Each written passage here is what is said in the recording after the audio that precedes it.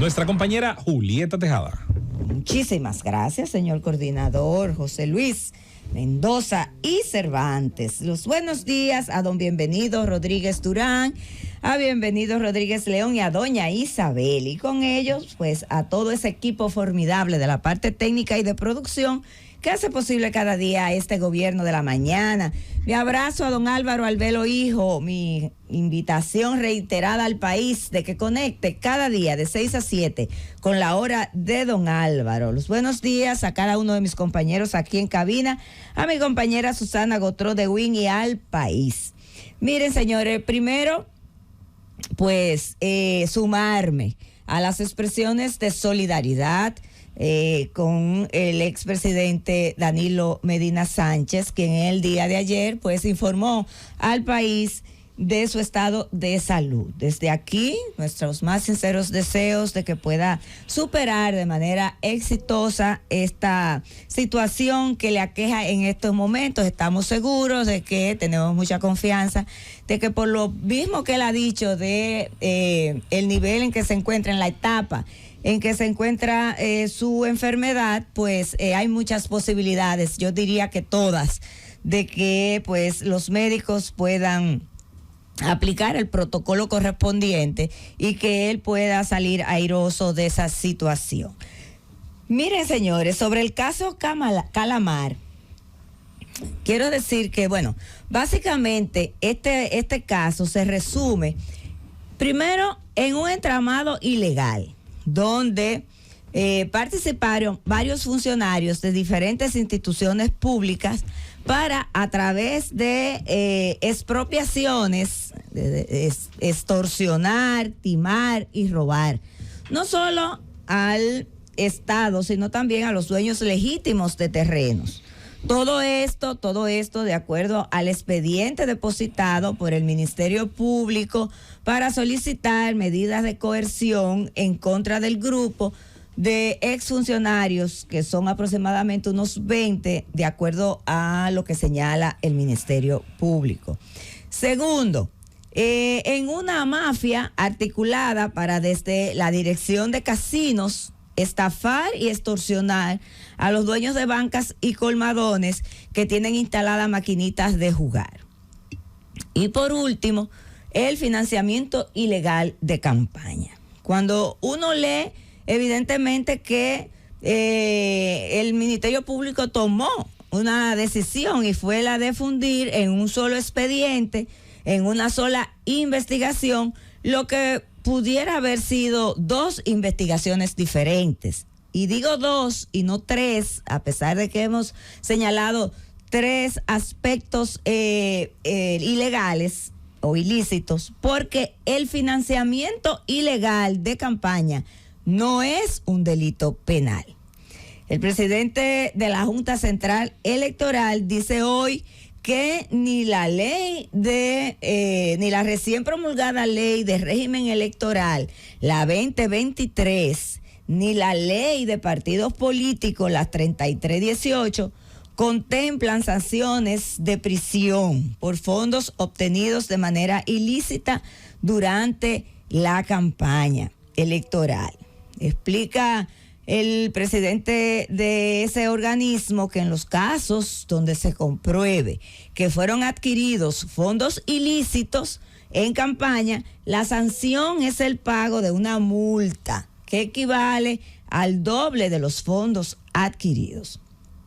Y yo decía aquí, al día siguiente de salir el operativo, los allanamientos y darse a la luz pública esta investigación Calamar, el pasado lunes, yo decía que el Ministerio Público tenía un gran desafío desde el punto de vista de recabar las pruebas y más allá, es decir, que esas pruebas pudieran ser recabadas más allá de cualquier duda razonable, que vincularan al ex candidato a la presidencia por el PLD, Gonzalo Castillo, en ese entramado legal que tiene que ver con ese entramado ilegal que tiene que ver con las expropiaciones de terrenos y con la estafa a las bancas de apuesta, que definitivamente, de acuerdo a lo que establecen el expediente, a lo que establece el expediente del Ministerio Público,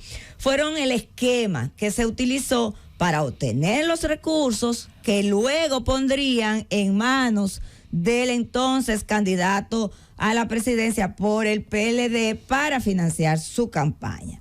Y lo digo porque cuando leemos los documentos que han trascendido a la opinión pública, como son el expediente para solicitar la medida de coerción y el acta de allanamiento, se detalla de manera bastante clara cómo operaron los demás involucrados, cómo dan detalles de cómo hicieron posible, cómo cada una de esas instituciones se involucraron para todo el tema de las expropiaciones, que como decía, no solamente a través de este esquema ilegal se robó y se estafó al Estado Dominicano, sino también a los propietarios de terrenos y también el tema de las bancas y los colmadones, que también operan maquinitas de jugar que son supervisadas, reguladas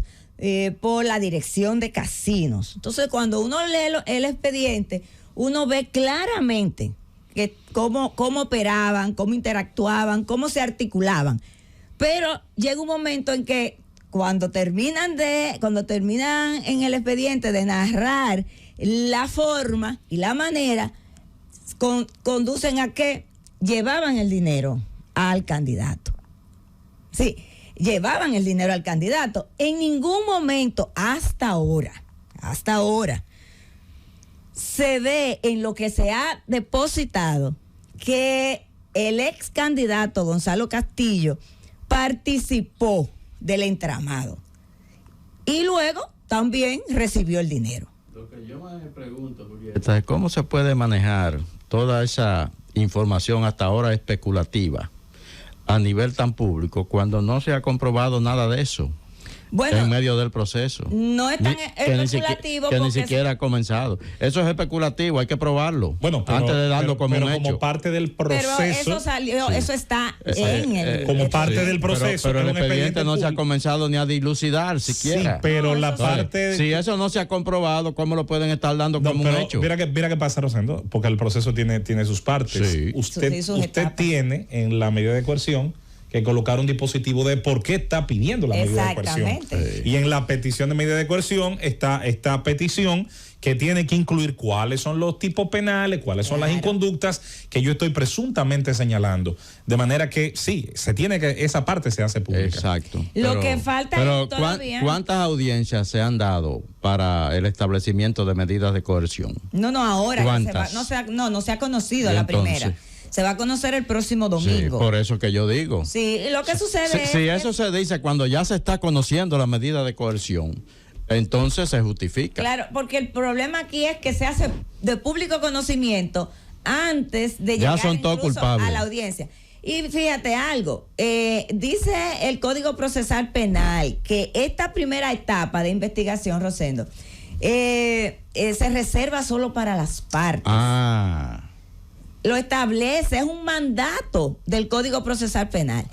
Solo para las partes. ¿Quiénes son las partes? Las partes son el Ministerio Público, los imputados y sus abogados, obviamente, y el juez que tendrá que conocer. Los medios de comunicación son parte de las partes. No son parte. Entonces. No son pero parte. tiene acceso ilegal a lo que se publica no son parte, pero los medios de comunicación no tienen la culpa de que lo publiquen. Y si lo publican, es que se lo filtran expresamente para que lo publiquen. Y entonces si lo publican, pues ya es noticia. Y si es noticia, los medios de comunicación, pues, y los comunicadores, pues nos hacemos eco de ello. Totalmente de acuerdo en que si todo eso se comprueba, todo el que se metió en eso y metió la mano vaya preso. Yo estoy totalmente de acuerdo con eso. Eso hay que combatirlo en este país. Claro. Pero también se está haciendo muy abusivo en cuanto a la forma en que se manejan esos temas en este país. Pero sobre todo desde el Ministerio Público. Pero hay que decir que las solicitudes de medida de coerción son públicas. No. Las solicitudes. El documento de la solicitud. No. Julieta sabe de eso. En esta etapa. Bueno, yo tal vez no sé, pero la parte de. No, tú y yo sabemos de todo. No pretendo saber de nada más. Porque tú sabes hasta de remedio. Mira, de nada más. De acuerdo a lo que establece la ley procesal, nada es público en esta etapa. Nada es público en esta etapa. Pero eso ya ha sido, como ha caído en desuso, ya no es posible, pareciera, que cumplir con ese mandato de la ley procesal dominicana. Y la realidad que vivimos es que el día que el Ministerio Público deposita por ante el juez la solicitud de medida de coerción, ya eso lo tiene todo el mundo.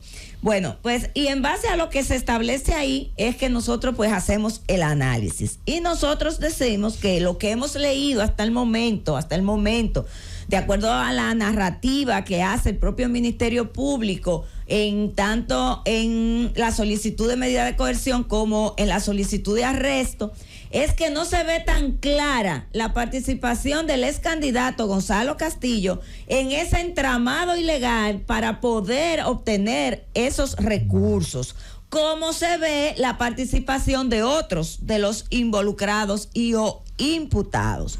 Por eso digo que el Ministerio Público tendrá que establecer de manera clara y contundente la participación de Gonzalo Castillo, porque de no ser así, y partiendo de lo que establecen las leyes, tanto la de régimen electoral como la de partidos políticos, la única sanción posible es el pago de una multa.